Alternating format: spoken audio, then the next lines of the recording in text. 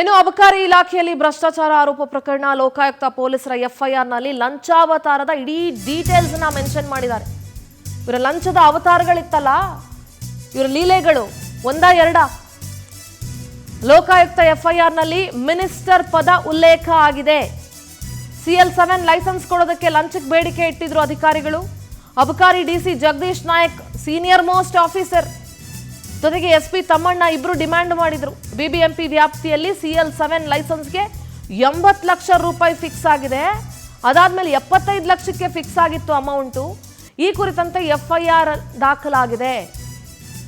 ಮೊದಲಿಗೆ 75 ಲಕ್ಷ, ಅದಾದ್ಮೇಲೆ 50 ಲಕ್ಷ ರೂಪಾಯಿ ಕೊಡಬೇಕು ಅಂತ ಒತ್ತಾಯ ಮಾಡ್ತಾ ಇದ್ರು. ಹಣ ನೀಡದೇ ಇದ್ರೆ ನೀವೇ ಹ್ಯಾಂಡ್ಲ್ ಮಾಡ್ಕೊಳ್ಳಿ ಅನ್ನೋ ಸಬೂಬ್ ಬೇರೆ. FIR ನಲ್ಲಿ ಏನಿದೆ ಅಂತ ನೋಡೋದಾದ್ರೆ ನೋಡಿ, ಇವ್ರುಗಳು ಯಾವ ಥರ ಅಂತ ಹೇಳಿದ್ರೆ, ಪ್ರತಿ ಸಲ ಬಾರ್ ಲೈಸೆನ್ಸ್ಗಳನ್ನು ಹೊಸದಾಗಿ ಕೊಡುವಾಗ ಅಥವಾ ರಿನಿವಲ್ ಮಾಡುವಂಥ ಸಂದರ್ಭದಲ್ಲಿ ಎಷ್ಟು ಲಂಚ ತಗೊಳ್ತಾರೆ ಅಂತಂದರೆ, ಪಾಪ ವೈನ್ ಸ್ಟೋರು ಬಾರ್ಗಳನ್ನ ನಡೆಸೋರ ರಕ್ತ ಹೀರ್ಬಿಡ್ತಾರೆ ಇವ್ರುಗಳು. FIR ಅಲ್ಲಿ ಏನೆಲ್ಲ ಇದೆ ಅನ್ನೋ ಅಂಶಗಳನ್ನು ನೋಡೋದಾದರೆ, 1.5 ಕೋಟಿ ಹಣ ನೀಡಬೇಕು ಅಂತ ಅಧಿಕಾರಿಗಳಿಂದ ಯಾರಿಗೆ ಡಿಮ್ಯಾಂಡ್ ಮಾಡಲಾಗುತ್ತೆ. ಮೈಕ್ರೋ ಬೇವರೇಜ್ ಸನ್ನದ್ದನ್ನು ನೀಡೋದಕ್ಕೆ ಮಿನಿಸ್ಟರ್ವರೆಗೂ ಹಣ ಹೋಗುತ್ತೆ.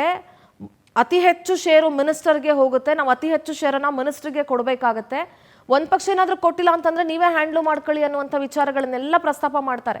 1.5 ಕೋಟಿ ಖರ್ಚಾಗುತ್ತೆ ಮಿನಿಸ್ಟರ್ಗೆ ಕೊಡೋದಕ್ಕೆ. ಅಧಿಕಾರಿಗಳ ಮಾತುಕತೆ ಇರಬಹುದು. ಮಿನಿಸ್ಟರು, ಅಬಕಾರಿ inspector, DC officer, revenue DC office, ಅಲ್ಲಿಂದ ಎಲ್ಲರಿಗೂ ನಾವು ಕಮಿಷನ್ಗಳನ್ನು ಹಂಚಬೇಕಾಗತ್ತೆ. ಈ ಆಡಿಯೋದಲ್ಲಿ ಇಡೀ ಅಬಕಾರಿ ಇಲಾಖೆಯ ಭ್ರಷ್ಟಾಚಾರದ ವಿಚಾರವನ್ನು ಬೆತ್ತಲೆಗೊಳಿಸಲಾಗಿದೆ.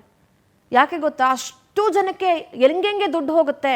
ಆ್ಯಕ್ಚುಲ್ ಆಗಿ ಒಂದು ಲೈಸೆನ್ಸಿಗೆ ಎಷ್ಟು ಕಾಸ್ಟ್ ಆಗುತ್ತೆ, ಸರ್ಕಾರ ಆ ಲೈಸೆನ್ಸನ್ನ ಸರ್ಕಾರದಿಂದ ಪಡ್ಕೊಳ್ಬೇಕಾದ್ರೆ ಎಷ್ಟು ದುಡ್ಡು ಖರ್ಚು ಮಾಡಬೇಕು ಒಬ್ಬ ಬಾರ್ ಓನರ್ ಅಥವಾ ಬಾರ್ ಲೈಸೆನ್ಸನ್ನು ಪಡ್ಕೊಳ್ಬೇಕಾದವನು ಅನ್ನೋದನ್ನ ಕಂಪ್ಲೀಟಾಗಿ ಗೊತ್ತಾಗ್ಬಿಡುತ್ತೆ ನೋಡಿ. ಅಷ್ಟರ ಮಟ್ಟಿಗೆ ರಕ್ತ ಹೀರ್ತಾರೆ ಇವ್ರುಗಳ ಇಲಾಖೆಯಲ್ಲಿ.